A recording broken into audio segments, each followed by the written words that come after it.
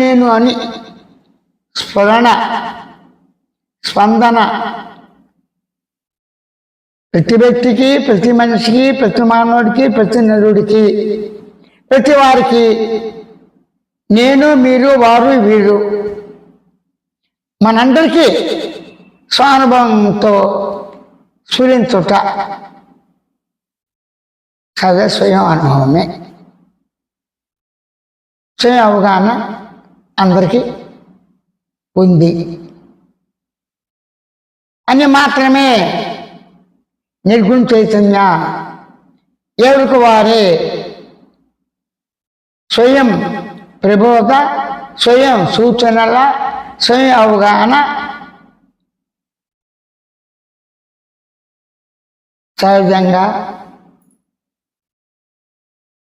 స్వాంగమౌన స్థితిని, ఉనికి సహజ స్థితిని, అనుభూతి సహజ స్థితిని, పరిపూర్ణ స్థితిని,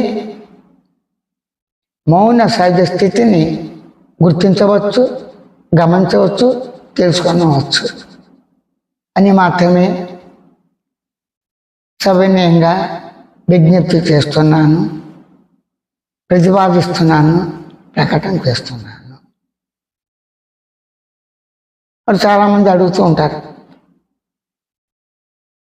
అయితే దేహం ఉన్నప్పుడు దేహతత్వమా ఆత్మతత్వమా, ఏది ముందు ఏది వెనక? ఆత్మతత్వం ఉన్న చోట దేహతత్వం ప్రతిబంధకం అని గతంకి ఇప్పటిదాకా అందరూ చెప్తున్నారు. మీరేమో దేహతత్వం ఉన్నప్పుడు ఆత్మతత్వం కూడా ఉన్నది స్వయం అంటూ మీరు చెప్పటం అనేక మంది భక్తులు, జిజ్ఞాసులు, సాధకులు తెలుసుకునే విషయం సాధకులకి, భక్తులకి సహజ స్వానుభవమే. అది ఎలా సంభవం? దాన్ని మరింత వివరంగా చెప్పమంటారు. ఆ వివరంగా చెప్పాలి అంటే ఏం చేయాలి? నేను దేహంలో నా దేహాన్ని నేను సంపూర్ణంగా, పరిపూర్ణంగా, సహజంగానే ఏం చెప్తున్నాను? నిర్గుణ చైతన్య నా దేహము నాది నేను అనే భావంతోనే, నాది నేను అనే తలంపుతోనే, ఆలోచనతోనే, సంకల్పంతోనే, స్మరణతోనే స్వయంగా మన్నాదులు చేయటం స్వయం స్వానుభవ ప్రత్యక్ష అనుభవమే, సాక్షాత్కారమే.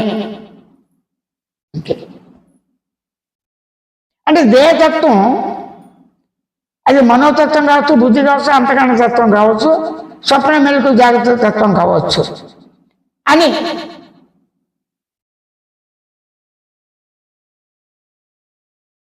సామాన్య జ్ఞానంతోనే, సామాన్య తెలివితోనే, సామాన్య స్రోతోనే, సామాన్య ఎరుకతోనే, సామాన్య స్మృతితోనే, స్వయంగా స్వసాక్షి చైతన్యతోనే గుర్తించవచ్చు, గమనించవచ్చు స్వానుభవ నేనుతో.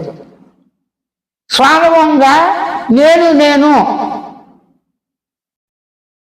అనే అనుభూతి స్ఫురణ మనందరి ఉండటం ప్రత్యక్ష సాక్షాత్కారమే,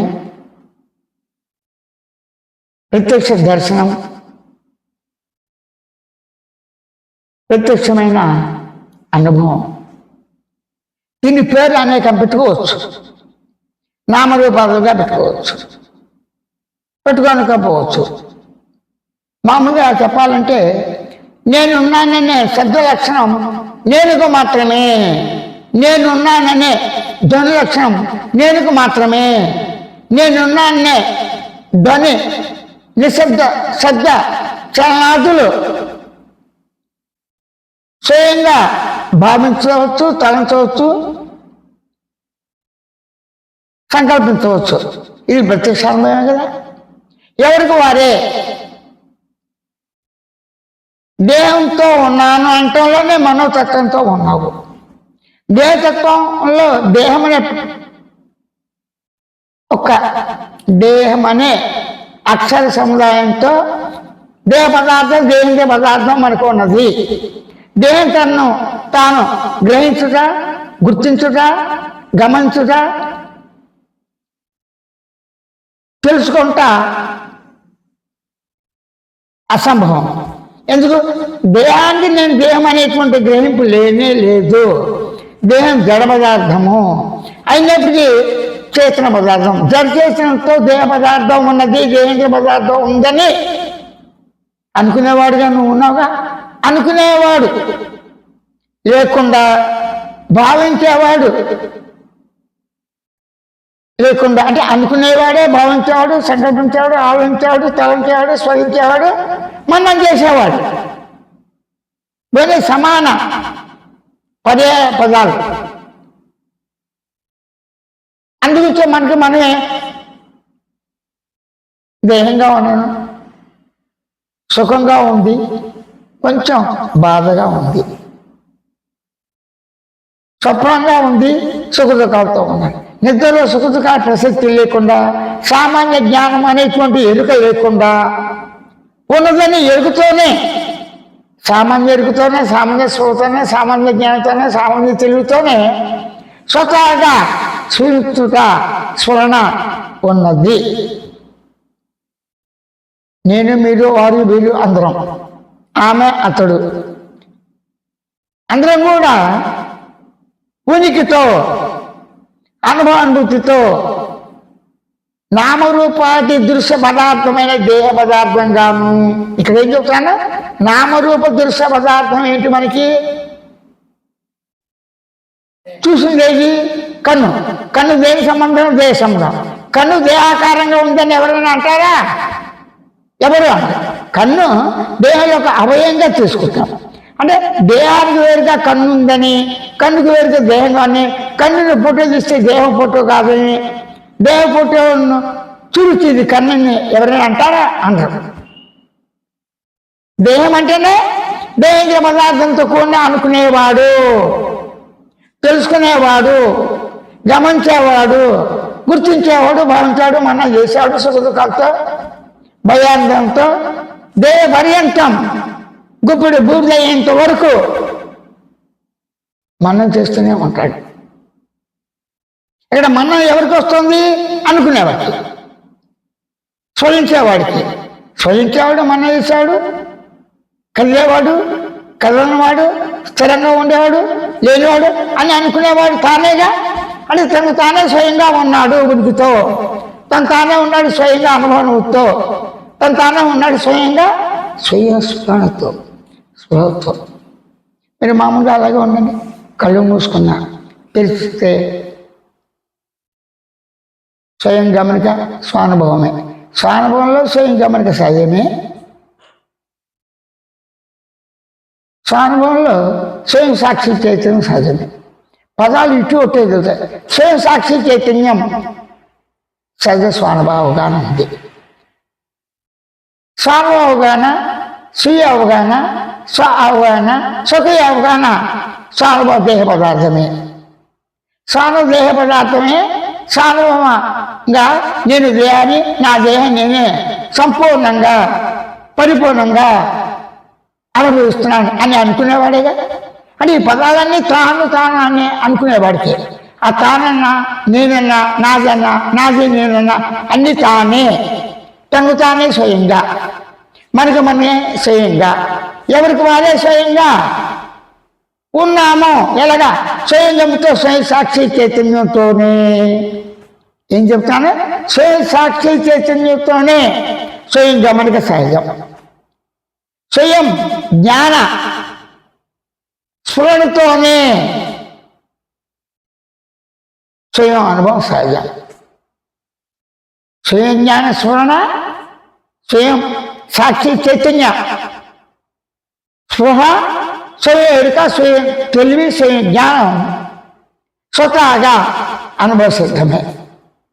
స్వతహాగా అంటే సహజంగా, దేశకాల వస్తు ప్రసక్తి లేకుండా ఉన్నప్పటికీ లేకున్నప్పటికీ స్వతసిద్ధ అనుభవం సిద్ధం, సానుభవిక వేద్యం. సానుభవిక వేద్యం అంటే సానుభవం దాన్ని తెలుసుకుంటా మాట్లాడేవాడిగా సానుభవం, సానుభవం మాట్లాడేవాడిగా ఉన్నాను. వేద్యం తెలుస్తుంది స్వయంగా, స్వయంగా తెలుసుకుంటా, స్వయంగా గుర్తించుట, స్వయంగా సాక్షి చైతన్యంతో స్ఫురించుట అని అనుకునేవాడిగా నేనే ఉన్నాను. అలాగే ఉండు.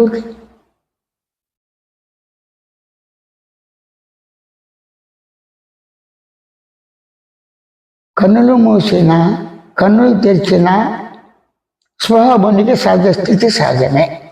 స్ఫురించుట, స్ఫురించుట అంటే మాట్లాడటానికి కాదు అర్థం. అనుకునేవాడు అనుకుంటానే ప్రసక్తి లేకుండానే స్ఫురిస్తున్నాడు. చూడండి ఎలాగ ఉన్నది. అవేర్నెస్, కాన్షియస్, ఎరుక ఉన్నది, ఉనికితో ఉనికి ఎరుక స్మరణ అని అనుకునేవాడు అనుకుంటున్నాడు. ఇక్కడ సాక్షి చైతన్యం ఉన్నదనే అనుకునేవాడే స్ఫురిస్తున్నాడు, స్ఫురించేవాడే అనుకునేవాడుగా ఉన్నాడు స్వయం తానే. అంటే సాక్షి చైతన్యంతో, సాక్షి చైతన్య ఎరుకతో, స్పృహతో, సామాన్య జ్ఞానంతోనే ఈ అనుకునేవాడే, భావించేవాడే స్ఫురిస్తున్నాడు, స్ఫురించేవాడే అనుకునేవాడు. రెండు ఒకటి వేరు, ప్రసక్తి అప్రసక్త. ఊరికి అలాగే ఉండండి. కళ్ళు తెరిచిన మూసిన దేంద్ర పదార్థం ఎలాగున్నది? అవకాశ ఆకాశ సహిత. ఇక్కడ అవకాశ ఆకాశ సహిత అన్న ఎందుకు? ఇప్పుడు ప్రస్తుతం నేను దేహంతో ఉన్నాను. దేహం ఎలా ఉంది? ఆకాశము లేకుండా. ఆకాశం అంటే శూన్యమని, గగనమని, బయలని, బట్టబయలని, నిరావరణని, ఆవిడని రకరకాల పదార్థ నామాలతో చెప్తాడు. దుస్సాకారంగా లేదు, వ్యతిరేకంగా లేదు ఆకాశం. ఆది తుది మధ్య లేదు. ఆది తెలియదు, తుది తెలియదు, మధ్య తెలియదు అని అనుకునేవాడు ఆకాశాన్ని గుర్తించి గమనించి ఊరుకున్నాడు.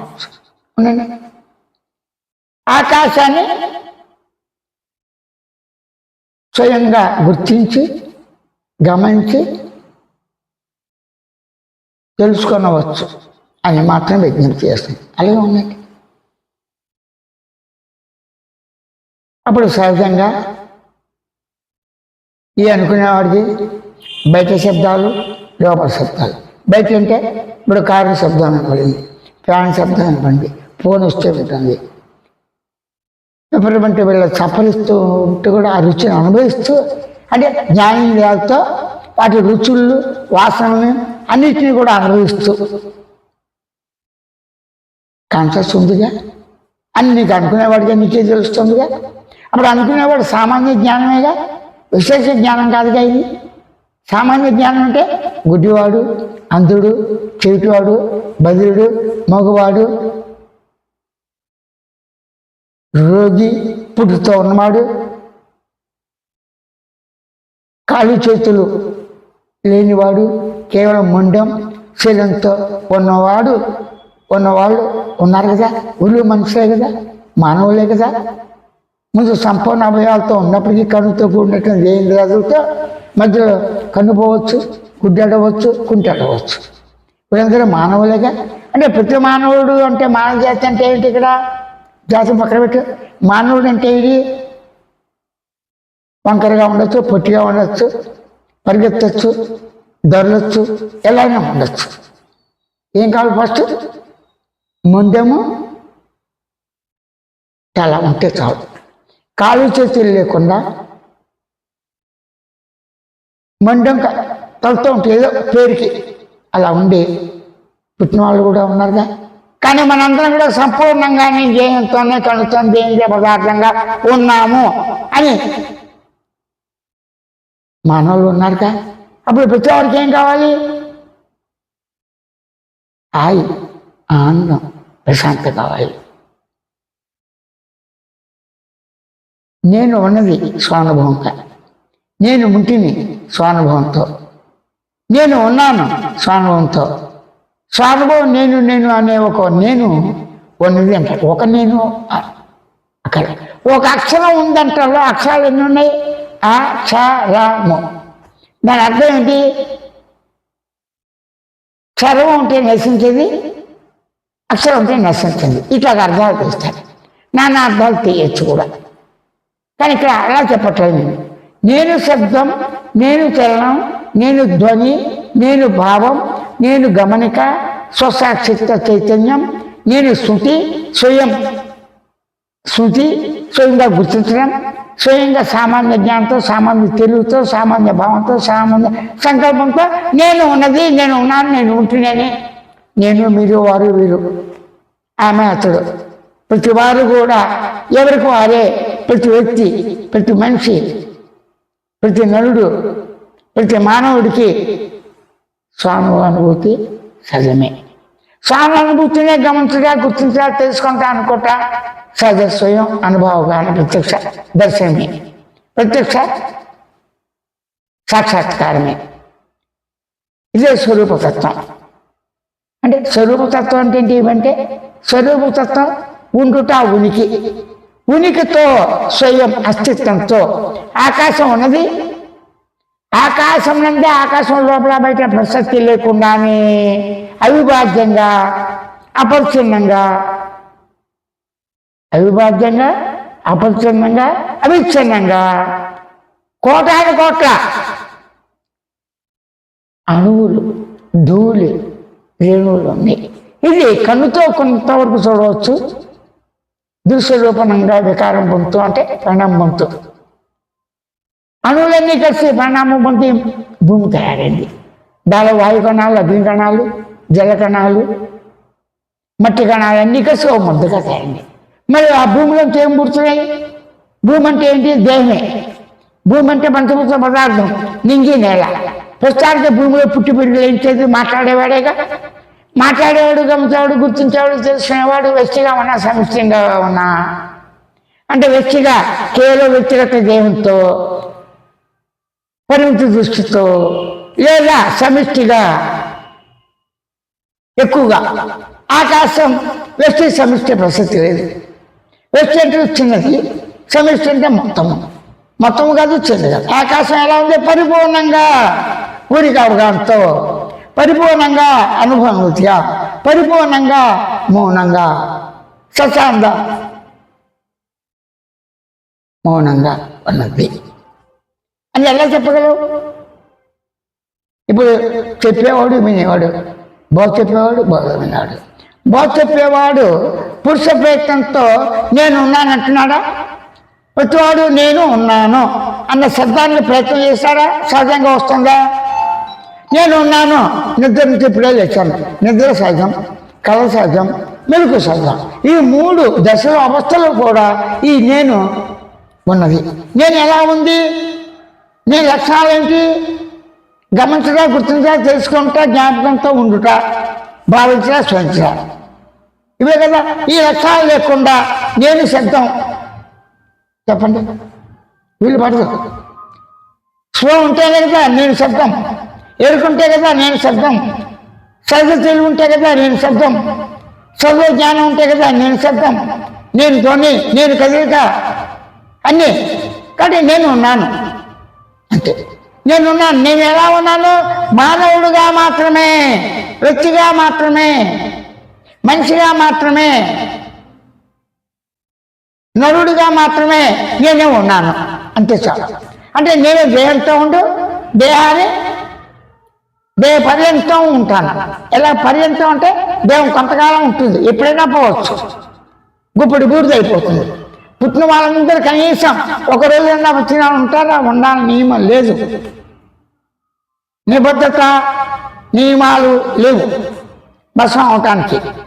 గర్భస్థ శిశువు చనిపోయినా ఏమవుతారు? మెట్లో కల్పిస్తాం అంటేగా. అంటే పంచభూతాత్మకంగా ఉన్న ఈ కణజాలంతో అందరూ కూడా పుట్టి పెరిగి లేచేది భూమాత. భూమి అంటే ఏంటి? దేహం. ఇక్కడ దేహం ఉంటే కదా ఇది భూమి అని చెప్తున్నారు, దేహం ఉంటే కదా ఇది ఆకాశం అని చెప్తున్నారు, దేహం ఉంటే కదా సూర్యుడు, చంద్రుడు, వాయువు, గాలి, ఎండ, నీరు అన్నీ. అని అనుకునేవాడు ఉండాలిగా. అనుకునేవాడు ఎవరు? ఎలా ఉన్నాడు? అది మనసు, బుద్ధి, చిత్తం, అహంకారం అనుకునేవాడు స్వంచేవాడు. అన్ని రకాల పేరుతో నామంతో తను తానే అనుగంట ప్రత్యక్ష సాక్షాత్కారమే, ప్రత్యక్ష దర్శనమే. ఇంతే. ఈ పదాలతోనే నువ్వు అన్నీ గుర్తించి గమనిస్తున్నావు కదా. మాట్లాడుతున్నాను, ఆయాసంగా ఉంది, ఆయాసాన్ని గుర్తించాను అయినప్పటికీ మాట్లాడుతుంటా. ఆకలేసింది, తింటా, తిన్నప్పుడు వేరేది అనుకుంటా, మళ్ళీ తింటా. మానవ కదా. అంటే దేహంతో దేహగమనికినందు, దేహంతో దేహాన్ని గుర్తించినందు, దేహంతో దేహాన్ని సాక్షి చేసినందు గుర్తించిన, గమనించిన, తెలుసుకున్న దేహం యొక్క ఆకలి దప్పికలు, సుఖ దుఃఖాలు, భయాందోళనలు దేహం ఉన్నంత పర్యంతం అనుకోక తప్పదు. ఎంతటి మహనీయుడు అయినా, సామాన్యుడైనా, ఉన్నతమైన వాడు, అవతారాలైనా, సగుణంగా ఉన్న, నిపుణంగా ఉన్న, మాట్లాడేవాడుగా ఉన్న వాళ్ళందరూ కూడా సుఖ దుఃఖాలు అనుభవిస్తున్నారు, భయం అనుభవిస్తారు. ఇక్కడ కేవలం దేహశక్తి వస్తున్నాయి. ఎందుకు? దేహం ఉన్నవాడు ఏం చేస్తున్నా, పుట్టాను, చచ్చిపోతున్నారు, అయిన వాళ్ళు కాని వాళ్ళ మీద కూడా అయిపోతున్నారు. అది నేను ఎవరిని దేహం పుట్టినప్పుడు నేను ఎక్కడున్నాను? నా స్థానం ఏంటి? దేహం పుట్టిన తర్వాత దేహం లోపల ఉన్నానా, బయట ఉన్నానా? నా స్థానం ఏంటి? దేహం పూర్తి అయిపోయిన తర్వాత చనిపోయినాడు మాట్లాడుతాం చెప్పడం అసంభవం. బతుకున్నాడు నేను చచ్చాను అంటాడా? అనలేడు. కానీ అనొచ్చుకోదాన్ని ఎలాగా? నేను నేను నేను అనుకుంటూ కూర్చో, ఇలా తూళ్ళు వచ్చేస్తాయి. ఆ రెప్పపాటి తూళ్ళలో ఏంటో నిద్రపోతూ ఉంటారు బయట. ఆ సద్రం ఏంటంటే గబ్బా అది చదువు చదువుకుని రాత్రి మరి తెల్లతో పరీక్ష కదా, అలాగే ఉండి చదువుతున్నాను, కురుగుబాటు పడుతుంటాయి. ఆ కురుగుబాటు నేననే శబ్దం లేని మనసు స్థితి కాదని, మనోలయము, మనో తాజాప్యం, రెస్ట్, విశ్రాంతి. ఆ విశ్రాంతి తీసుకుని ఎలా ఉందంటే, అరే కాసేపు పడుకుని చేస్తాను, హాయిగా ఉంటుంది. అప్పుడు శ్రమ తగ్గుతుంది, శక్తి పెరుగుతుంది, మళ్ళీ చేస్తాను.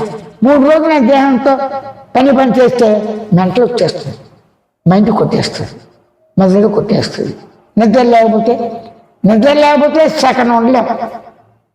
కానీ నిద్ర పట్టకుండా ఉండి సెకండ్ మీద ఇలా భరిస్తూనే ఉంటే ఏదో మొత్తం కాసేపు ఇంజక్షన్ ఏదో చూసి మండపడిపోయి అమ్మయ్య మళ్ళీ నొప్పులు భయం, ఆందోళన.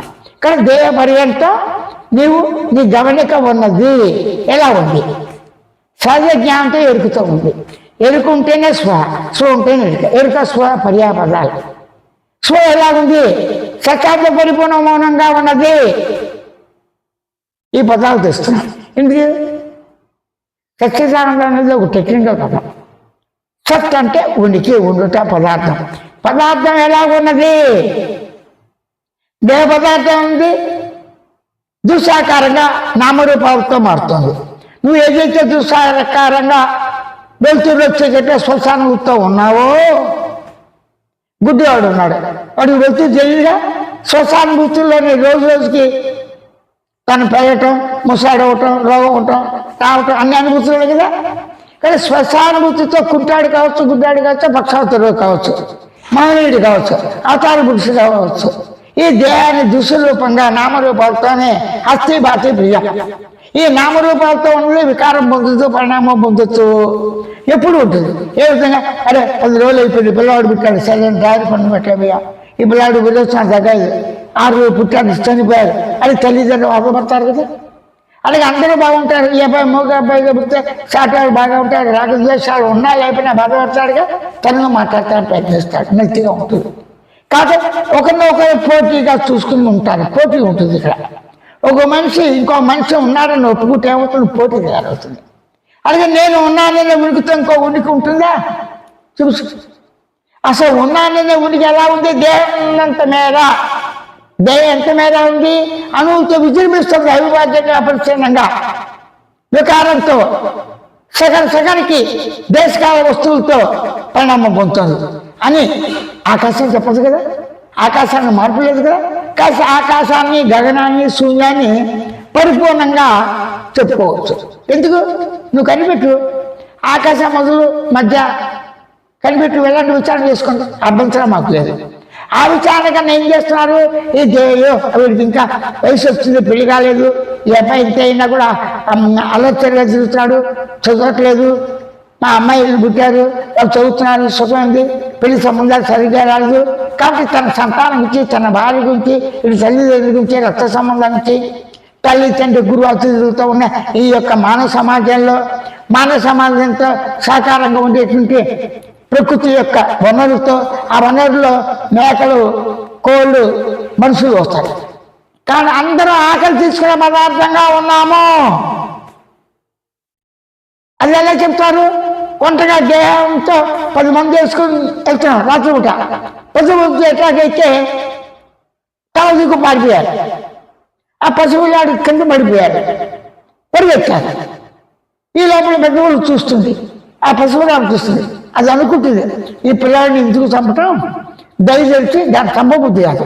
కానీ అటాక్ చేస్తుంది, ఆకలిగా ఉంది. ఆ అటాక్లో ముసలాడా, పెద్దాడా, చిన్నాడా, స్త్రీయా, చంద్రుడా, పక్షాలతో రోజున ఆలోచించదు. గబాల పట్టుకుని వేడి రక్తాన్ని తాగేస్తాం. ఫస్ట్ మనం ఎలా అయితే పానీయాలు తీసుకుంటా, పెద్ద బుల్లి, చిన్న బుల్లి, సేమ ముందు ఫస్ట్ రక్తం తాగేస్తుంది. రక్తం తాగేసి తింటాం, మళ్ళీ చేస్తుంది.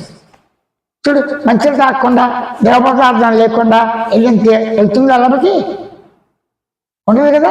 కానీ పానీయం, ఏదో పానీయం, కాఫీయో, టీయో, మంచినీళ్ళు, తినే ఆహారం కూడా పానీయమే కదా. ఎలాగా? నీరు ఉత్తో బియ్యపు గింజ ఏమైంది, అన్నం అయింది. ఆ అన్నంలో ఎంత శాతం ఉంది నీరు? కొంచెం ఉడకబెట్టి చుట్టూ ఇస్తే అన్నపు నీళ్ళే కదా. దానిలో రమంత ఉప్పు వేసుకుంటే ఆ ఉప్పు కూడా జలతత్వమే కదా.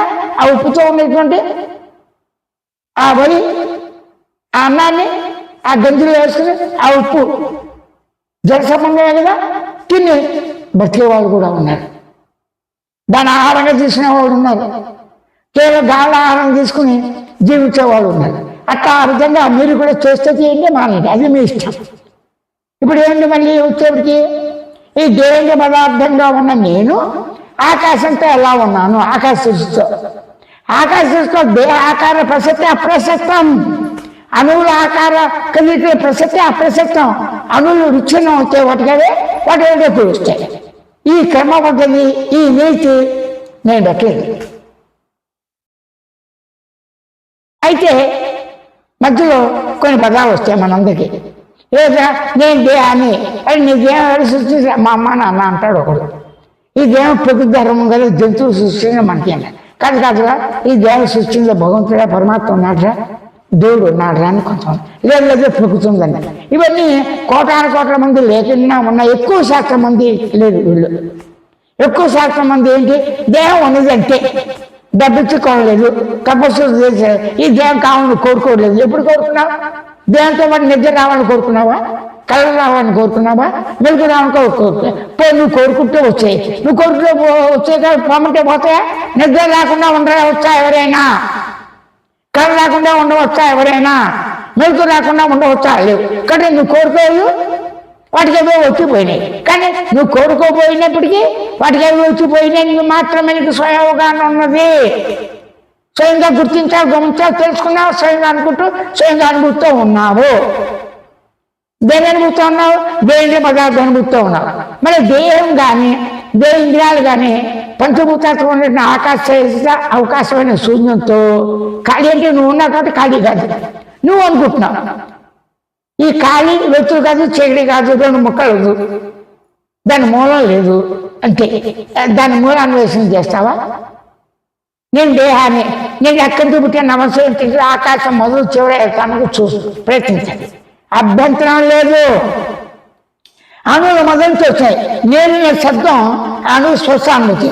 ఆ స్వసానుభూతి అణువు నేను అనే ధ్వని, కదలిక, భావం, స్మరణ అది స్వయంగా ఉంది. అంటే వ్యక్తావ్యక్తంగా ఉంది, స్ఫురిస్తుంది అని అనుకునేవాడేగా. అనుకునేవాడు స్ఫురించేవాడు అనుకునేవాడు, అదే స్వయం అవగాహన. ఆ స్ఫురణ ఇలాగ ముందు గమనించండి, గుర్తుంది. అసలు గమనికలోనే స్ఫురణ, గమనికలోనే స్మృతి, గమనికలోనే తెలుసుకోవడం, గమనికలోనే అనుకోవడం, గమనికలోనే తాను ఉంది. స్వానుభవం నేను ఉన్నానని, నేను ఉన్నదని అని అనుకునేవాడుగా, స్వయించేవాడుగా తానే ఉన్నాడు. అంటే స్వానుభవం దానికి ప్రత్యక్ష అనుభవంగా కృషి చేయాలి. ఆవలించి వచ్చే రమ్మన్నావా, పొమ్మన్నావా, ఆకడప్పుడు రమ్మన్నావా, ఇంద్రియాలు రమ్మన్నావా, మనసు బుద్ధి చిత్రకన్నా అన్ని పేర్లు నువ్వే పెట్టుకున్నావు. ఈ నామరూప దృశ్యంతో పెట్టుకున్నవన్నీ కూడా ఉన్నాయి. ఇవి కూడా ఎలా ఉన్నాయి? ఆకాశ సైత అవకాశంతో గమనించి గుర్తించి తెలుసుకునే సాక్షి చైతన్యంతో అనుకునేవాడిగా భావించేట్టుగా సామాన్య జ్ఞానంతో నేనున్నాను. స్వయంగా తానేగా తను తాను గుర్తించడా, తను తాను తెలుసుకుంటా, తను తాను గమనించడా, తను తాను భావించడా. ఎలా భావిస్తాడు? స్వతో స్వయం గమనిక, స్వతో స్వయం స్మృతి, స్వతో స్వయం జ్ఞానం, స్వతో స్వయం శబ్దం చలనం, స్వతో వికారం పరిణామం. ఇప్పుడు ఆటోమేటిక్గా మీకు తెలుగుతో తెలుగుని గుర్తించిన, గమనించిన, తెలుసుకున్నా, తెలుగుతో తెలుగుని తెలుసుకోవాలి. ఓ రకం ఉందండి. తెలుగు సహజం. తెలుగు స్థితి, స్ఫురణ స్థితిని తెలుగుతోనే స్ఫురిస్తున్నాం. స్ఫురణం ఉన్నది అని అనుకునేవాడికి తెలుగు ఉందిగా. ఆ తెలుగు స్ఫురణ వేరుగా చెప్తావా? ఉత్తి నేను స్ఫురణని గమనించేవాడిని వేరు చేస్తావా? ఒకటి చేస్తావా? కాబట్టి సత్యాంద పరిపూర్ణ మౌన స్వరూపంగా స్ఫురణ సహజ స్థితి మనందరికీ ఉన్నది. ఆ ఉనికితో ఆ స్ఫురణని గుర్తించి గమనించి ఊరకుంది.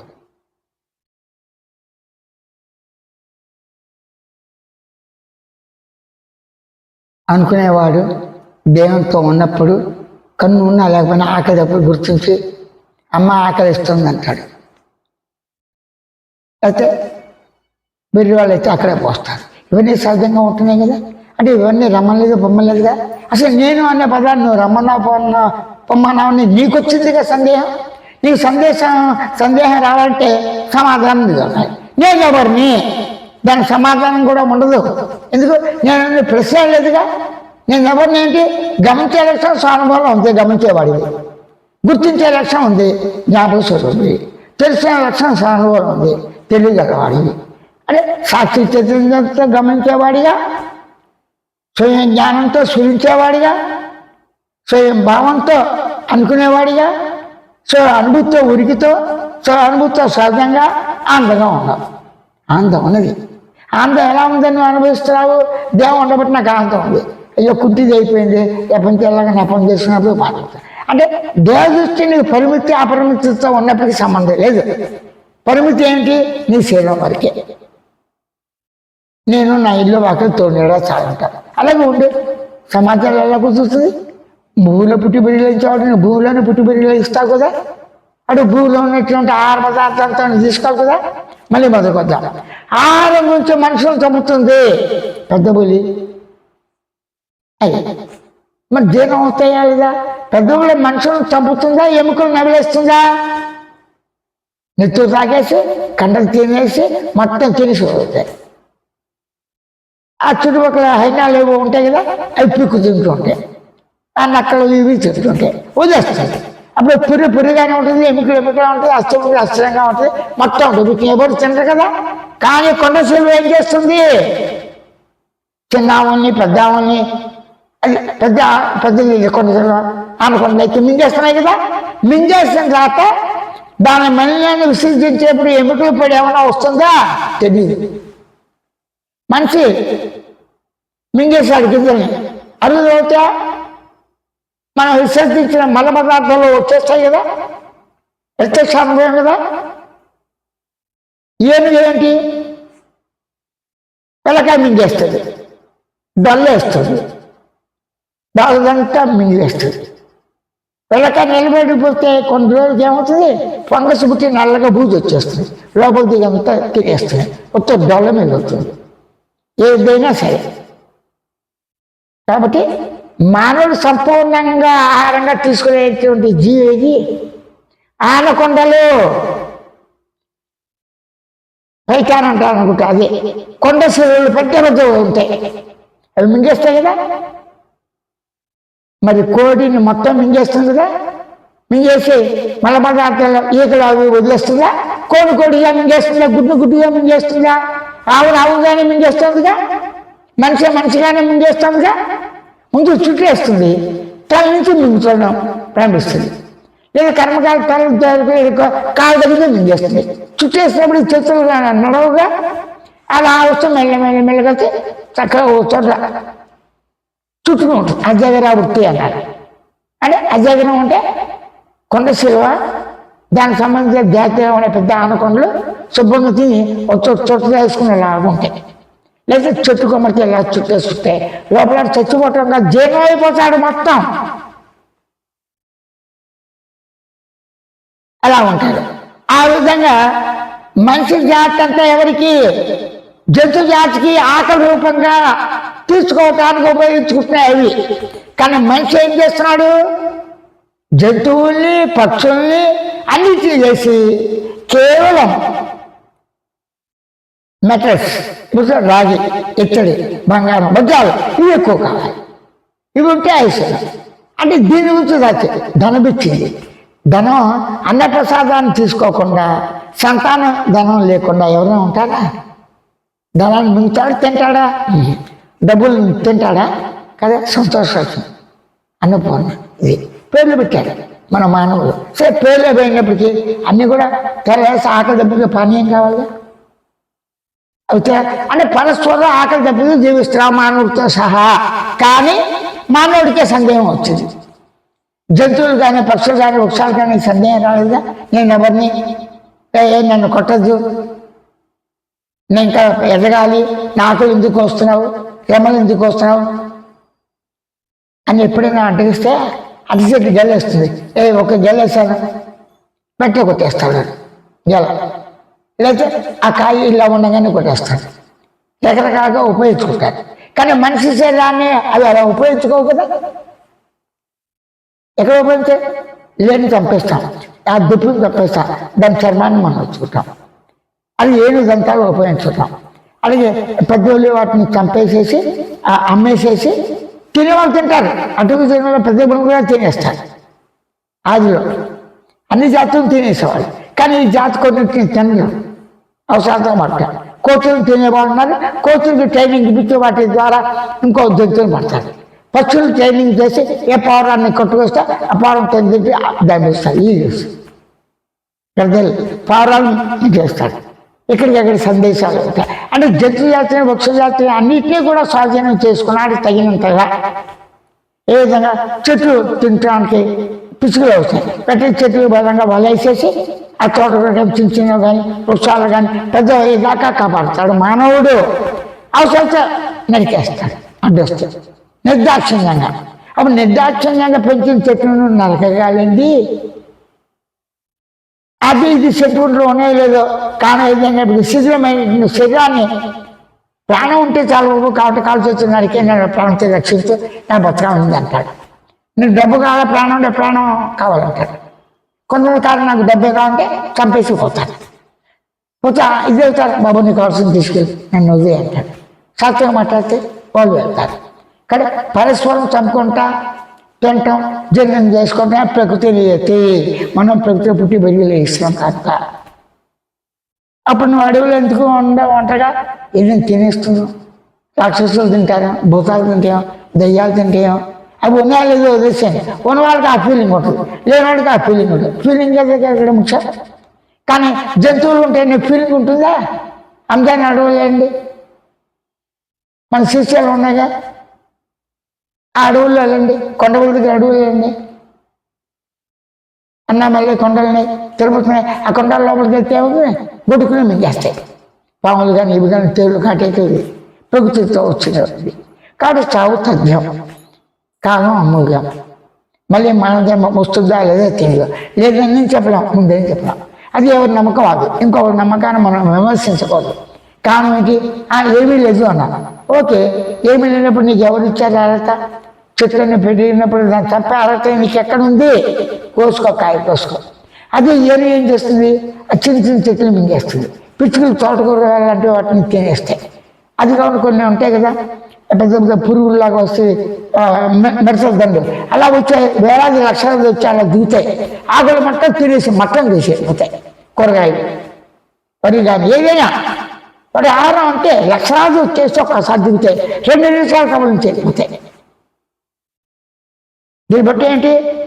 జీవి తన జీవితానికి అవసరమైన విధంగా ఆకలి దప్పులతో కూడినటువంటి అవసరార్థమే మనుషుల దగ్గర నుంచి ప్రతి ప్రాణి కూడా పరస్పరం తింటున్నారు. అంతే. పుడుతున్నాడు తింటున్నాం. కానీ మానవుడు అంతతో ఆగలేదుగా. హూ యామై, నేను ఎవరిని, నేనంటే ఏమిటి, నేనున్నాను, ఇవాళ రేపున్నాను అని దేశకాల వస్తువులు అన్నీ వచ్చేసాయి. వీడు క్వశ్చన్ ఆన్సర్. ఏ ఒకటి సంపూర్ణంగా వారి ప్రకారంగా అనుభవం ఉందని చెప్పినా, శాస్త్ర ప్రమాణాలతో చెప్పినా అందరూ ఒప్పుకోరు. అదే మీరు చెప్పేది ఒప్పుకుంటారా అంటారు. అది నువ్వు తెలుసుకో, నాకెందుకు. నువ్వు నాతో మాట్లాడాలంటే స్వతోనే, నేను మనసు ఇద్దరు స్వ కామను, సామాన్య జ్ఞానం కామను, గమనించే లక్ష్యం కామను, తెలిసిన లక్ష్యం కామను, గుర్తించే లక్ష్యం కామను. స్వర్ణ సహజంగా ఉంది, అనుకునేవాడు సహజంగా ఉన్నాడు. ఇవి లేకుండా ఏది గుర్తించి గమనించి చేసుకోవటం లేదుగా. దీని ప్రసక్తే లేదు. నీ ఇంద్రియాలకు ప్రతిబంధకం అని చెప్పి ఇంద్రియాన్ని గ్రహించడానికి ప్రయత్నిస్తావు. ఏ ఇంద్రియాన్ని గ్రహిస్తావు చెప్పు? జ్ఞానేంద్రియాన, కర్మేంద్రియాన, ప్రాణేంద్రియాన, విడుచుకున్న ఆరోగ్యం, మనసు, బుద్ధి, చిత్తాంకారాల నేను భావం అన్నా. నేను నాకే భావం లేకుండా పొందకుండా చెప్పేవాడు వినేవాడు ఉన్నారా? అది అద్వైతం కావచ్చు, ద్వైతం కావచ్చు, విశిష్ట ద్వైతం కావచ్చు, ఏదైనా కావచ్చు. ప్రకృతి నిలుస్తు కావచ్చు. కర్మ విధానం. కర్మ అంటే ఏమిటి? సంఘటన. కర్మ అంటే ఏంటి? కదలిక. కర్మ అంటే ఏంటి? ఆలోచన. కర్మ అంటే ఏంటి? సంకల్పం. అనేక సంకల్పాలు, అనేక ఆలోచనలు, అనేక ఇవన్నీ కూడా పంతో వస్తాయి. అంటే నేను నాన్నది పంతో పోల్చు. నేను ఉన్నాను ఆటగప్పుడు నేను పదం ఎందుకు? ఇంకా నేను ఉనికితో, నేను ఉనికితో ఎరుకగా, ఉనికితో మౌనంగా, ఉనికితో ప్రేమించేవాడిగా, ఉనికితో తెలుసుకునేవాడిగా స్వరం ఉంది. దానికి ఆటగప్పుడు ప్రసక్తి లేదుగా. ఆ దృష్టి ఈ దృష్టి రెండు దృష్టి తానేగా. సహజ జ్ఞానంతో ఈ విధంగా దేహతత్వాన్ని, దేని స్వరూపాన్ని ఆనందంగా గుర్తిస్తాడో, తన స్వరూపం ఆనందంగా, అనుభవానుభూతిగా, మౌనంగా, పరిపూర్ణంగా, స్వేచ్ఛతో సహజంగా. నేను, మీరు, వారు, వీరు, మనందరి సహజ స్వభావం సత్యాంత పరిపూర్ణ మౌనమే. ఏం చెప్తాను? సచ్చిదానంద పరిపూర్ణ మౌనంగా ఉన్నాను అంతే. స్వయంస్మరణతో గుర్తించగమతో కోరుకుంటారు. వ్యవహార జ్ఞానం ఆకలి దెబ్బలు అందరితో పాటు ఉంటుంది. అప్పుడు వ్యవహార జ్ఞానంలోనే ఈ దేనితోనే ధర్మ అర్థ కామ మోక్షాలు కానీ, పాప పుణ్యాలు కానీ, ఎక్కువగా సత్కర్మాచరణ, స్వధర్మాచరణ, సనాతన ధర్మం ఏదో చేయాలి. లక్ష్యం పెట్టుకోవాలి. ఆ లక్ష్యం తనకే కాదు, తనతో ఎవరికొకరు ఉండాలి. తనకి ఆరోగ్యం బాగా ఉండాలి. ఓకే, నాకు ఆరోగ్యం బాగా, ఎప్పుడు నా భార్య చేరుతో చావాలని కోరుకోడుగా. వయసు వచ్చేప్పటికి తోడు కావాలి కదా. వాడు ఒక్కడు ఉన్నా కూడా రోగాలు రుచులు వస్తున్నాయి కదా. అప్పుడు ఎవరు? అసలు వాడు ఒక్కడు ఎలా ఉంటాడు అంటే అసంభవం. ప్రకృతితో కూడి పంచభూతాత్మ భూతత్వం, ఈ సర్వం, నింగి నేల, ఈ ప్రపంచం, ఈ భూమి, ఈ జగత్తు ఉన్నది అంటానికి ముందే దేహం ఉందిగా. దేహం లేకుండా ఈ జగత్తుని ఎవరు గుర్తించారు, గమనించి తెలుసుకున్నారు? దేహం ఉన్నప్పుడు మనసు ఉంది కదా, బుద్ధి చిత్తాంకరాలు కదా, నాది నేను బాగుందిగా. కానీ నాని నేను అనే భావంతో దేహ పదార్థంగా ఉంటే ఎంత సహజమో అంతే సహజంగా ఈ భూమి, ఈ జగత్తు, ఈ ప్రపంచము, ఈ భూధాత్రి భూమాయకందే పుట్టి విడిగా ఇస్తాము. ఇది మాత్రం వాస్తవ సత్యం. తాత్కాలికమైన పుట్టుట, పెరుగుట, బుద్ధి పొందుట, మరణించుట ఎంత సహజమో ఈ సహజంగా ఉన్న సత్యాలు, నిత్య సత్యాలు. చావు అనివార్యం ప్రతి ప్రాణికి, దాన్ని ఆపేవాళ్ళు ఎవరూ లేరు. అది అందరికీ అనుభవం కదా.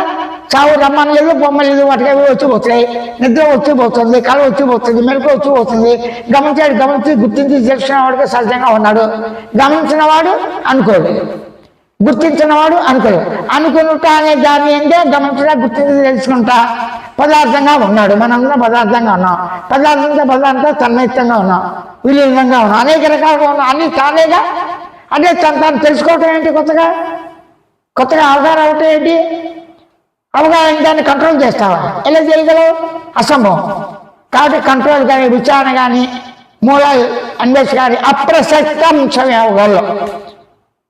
కానీ నేను ఎవడైనా గమనించి గుర్తించి తెలిసిన వాడిగా నేనే స్వతం ఉన్నాను. ఒక వాక్యాలు అయిపోయింది, ఒక పదం నేను ఎలా ఉంది? స్వహ అంటే స్వ మనది, స్వ అనుభవం, స్వ ఆనందం, స్వ మౌనం, స్వ పరిపూర్ణం. అప్పుడు ఈ పరిపూర్ణ మౌన స్వేచ్ఛతో ఉన్న స్వ సహజానందంగా మౌనంగా ఉన్నది. ఇక్కడ అక్కడ ఎప్పుడు ప్రసక్తి వచ్చిందా?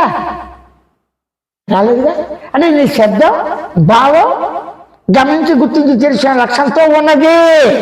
ప్రత్యేకించి విడగొట్టుకుని అదే చెంపు తీసుకురాలా ఎందుకు? అదే కొబ్బరి బొండలో నీళ్లు పడతాను కదా, చేతులు తీసి ఇస్తాను రా అంటాడు. కొబ్బరికాయలు తీసుకురారా నీళ్ళ బొండ అంటే, అది నీళ్ళ బొండాలకు ఎక్కువ రేటు ఉందా, కాస్త వాటిని తీసుకురారా, 10 రూపాయలు వస్తాయి, అన్న ప్రసాదాలు తిని బతకచ్చు కదా. ఇవన్నీ వృత్తుల కింద అయినాయి. కానీ జంతువులకు మనం జంతువులు ప్రకృతి ఆహార రూపంగా ఉంది. ఆవిడకి అన్నీ ఉన్నాయి కదా, కానీ అన్నీ ఉన్నప్పటికీ అసంతృప్తే, భయాందోళనలే, చౌవే, ఎంతకాలం ఉన్నా మరణించకపోతే కదా ఎవరైనా అవతారాలు జన్మలే, సౌనీలు అన్ని రకాలు. కానీ ఇవన్నీ వచ్చిపోయేట్టుగా ఉన్నాయి నిత్య సత్యాలు. ఎప్పుడు సత్యాలంటే వచ్చిపోయేవిగా కాదు, సరే తటస్థ అంటారు. వచ్చిపోయేది నిద్ర, వచ్చిపోయేది కళ, వచ్చిపోయేది మెలకు, వచ్చిపోయేది అని అనుకున్నాడు, వచ్చిపోయాడు ఎరుక, వచ్చిపోయేది అన్నీ వచ్చిపోయాన్ని అంటానికి నీకు ప్రమాణం ఉండాలిగా, అక్కర్లేదు. కారణం స్వయం సాక్షి చైతన్యం ఉనికితో స్ఫురించుట సహజమే. ఆ సహజాన్ని గుర్తించడంతో అప్పుడు సహజ హాయి ఆనందం వస్తువులతో రాలేదుగా, ఆ పెళ్ళితో రాలేదుగా, సంతానంతో రాలేదుగా, ఇవన్నీ వచ్చిపోయేవిగా. వాటితో సుఖకాలు వస్తాయి. ఇక్కడ ఆ ప్రసక్తి లేదు కదా. నేరుగా సూటిగా సహజంగా తిన్నగా ఏం చెప్తున్నా, నేరుగా సూటిగా తిన్నగా సహజంగా డైరెక్ట్గా సరళంగా సులభంగా గమనించడాన్ని గమనించి ఊరుకుండు. షార్ట్ కట్ గమనించడం సహజమే. సాక్షి చైతన్య సహజ స్థితి, అనుభవ స్థితి సహజమే, ఆనంద స్థితి సహజమే. అప్పుడు సహజ ఆనందాన్ని సహజంగా గమనించి ఊరుకుంటుంది. అలా ఉంటూ వ్యవహారం వచ్చేటప్పటికి మెలుకుల్లోనే సమాజంలో, మానవ సమాజంలోనే ఆ ప్రభుత్వ ప్రకారంగా అప్పుడు రాజుల పరంగా ధర్మాధర్మం నిర్ణయం చేసి ఆయా సందర్భాలు పెట్టారు కాబట్టి వారికి అనుకూలంగా మనం ప్రవర్తించడమే విధి విధానాలు. కాబట్టి శాస్త్ర విహిత కర్మం చేయాలి. అమ్మ వాళ్ళు చూడబోతే మాతృదేవో పితృదేవో ఆచార్యదేవో అదేవో, అదే తల్లి తండ్రి పూజించారు. తర్వాత గురువురా, గురువుని మనసులో చేసుకో. తల్లిదండ్రులు నువ్వు ఒక్కడే వెళ్ళాడు, నువ్వు వెళ్ళిపోతే కుదరదు కదా. కానీ దేవం ఉన్నంత వరకు అమ్మ నాన్న, ముఖ్యంగా అప్పచెల్లెళ్ళు, రక్త సంబంధాలు, అలా గురువు ఉండాలిగా. అతిథులు వచ్చిపోయేవాళ్ళు లేకుండా మానవుడు ఉన్నాడా? ఒంటరిగా ఉన్నాడా? లేడుగా. పోనీ మానవులందరే ఉన్నారు. చుట్టూ చేమలు లేకపోతే ఆహారం, బట్ట ఎక్కడి నుంచి వస్తుంది, కొండ ఎక్కడి నుంచి వస్తుంది, రైతుల పనిముట్లు పండిస్తాడు, ధాన్యం ఎక్కడి నుంచి వచ్చింది, ఇదంతా భూ పదార్థమే కదా. అందుకోసం భూమిని భూజాతిని ఏమన్నాడు, రత్నగర్భ అన్నారు. సముద్రాన్ని కూడా రత్నగర్భ అన్నారు. తెలియదు, ఎన్నో ఉన్నాయి. ఇవన్నీ విచారించాలంటే అక్కర్లేదు. ఎందుకు? దాని మీద సహజంగా వద్దు, నువ్వు రమ్మలే పొమ్మలేదు. సహజంగా ఉన్న అనుభూతిని సహజంగా గుర్తించి ఊరక ఉండు. అన్ని మాత్రమే సవినయంగా విజ్ఞప్తి. సాధక జిజ్ఞాసులందరికీ భక్తి కర్మ యోజ్ఞానంలో ఉన్నా లేకున్నా, నాస్తికులు ఆస్తికులు ఏ సోదరులు ఎవరైనప్పటికీ నేను ఉన్నాననే అనుభూతిని ఊరక స్మరణతో సహజంగా ఉండు అని మాత్రమే విజ్ఞప్తి చేస్తున్నాడు నిర్గుణ చైతన్య.